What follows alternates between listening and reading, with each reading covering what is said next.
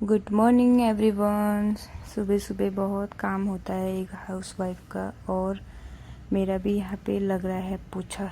सुबह सबसे पहले ये काम होता है, और उतने में मेरे दोनों बच्चे उठ गए थे। और उठने के बाद मैंने दोनों को नहलाया, और छोटे को तो कपड़े पहनाने पड़ते हैं, बड़ी बेटी तो खुद ही पहन लेती है। और उसके बाद मैं चली गई थी किचन में मेरा यहाँ पे सफाई चल रहा था, क्योंकि किचन में जैसे सुबह ब्रेकफास्ट कर लिया तो उसके बाद किचन बहुत गंदा हो जाता है।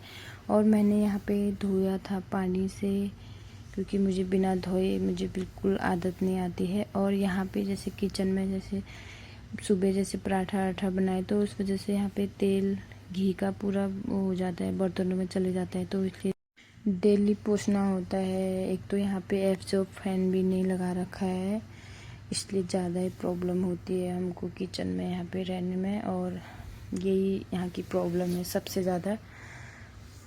और फाइनली किचन क्लीन हो गया। उसके बाद मैंने कपड़े डाल दिए थे मशीन में। उतने में ही यहाँ पे एक गाय आ गई थी, और ये गाय हमेशा मेरे यहाँ पे विंडो पे आ जाती है किचन की।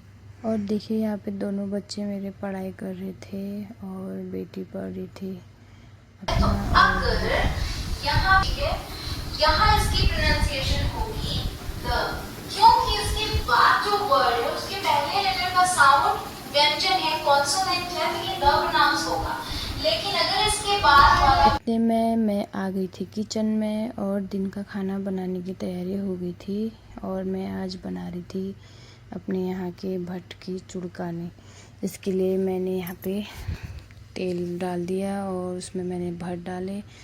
भट्ट को हल्का सा भूनने के बाद मैंने इसमें थोड़ी आटा मिलाया, क्योंकि भट्ट और आटे को दोनों एक साथ मिलाने से ये इसका गाढ़ा हो जाता है झोल।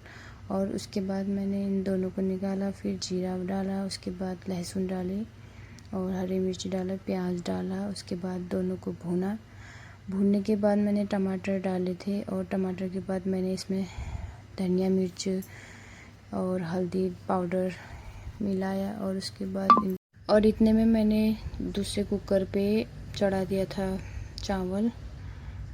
मसाले भूनने के बाद मैंने इसमें पानी डाल दिया था। पानी डाल के इसको छोड़ दिया था पकाने के लिए।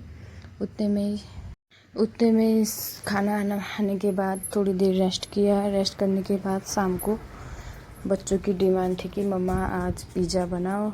ये पिज़्ज़ा बेस रोटी पे मैंने यहाँ पे पिज़्ज़ा सॉस लगाया, और चीज़ को यहाँ पे ऐसे गार्लिक करके डाल दिया ऊपर से, और छोटे छोटे पीस में कट करके भी मैंने ऐसे डाल दिया था। आप चाहो तो आप कैसे भी करके डाल सकते हो। उसके बाद मैंने यहाँ पे थोड़ी सी लगाया मेयोनीज, और यहाँ पे मैंने डाला था ऑनियन, कैप्सिकम एंड टमाटो, और लास्ट पे डाला पनीर।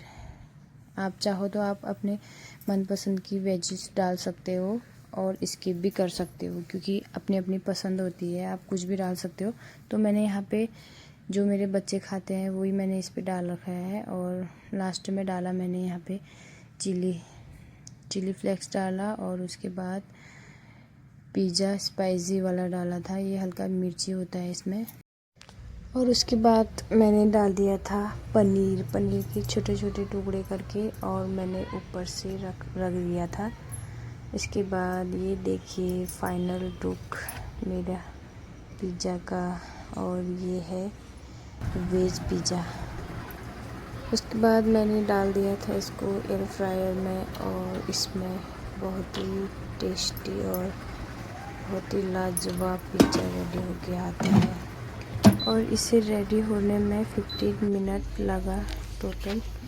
और ये देखिए 15 मिनट पकने के बाद पिज़्ज़ा रेडी हो गया।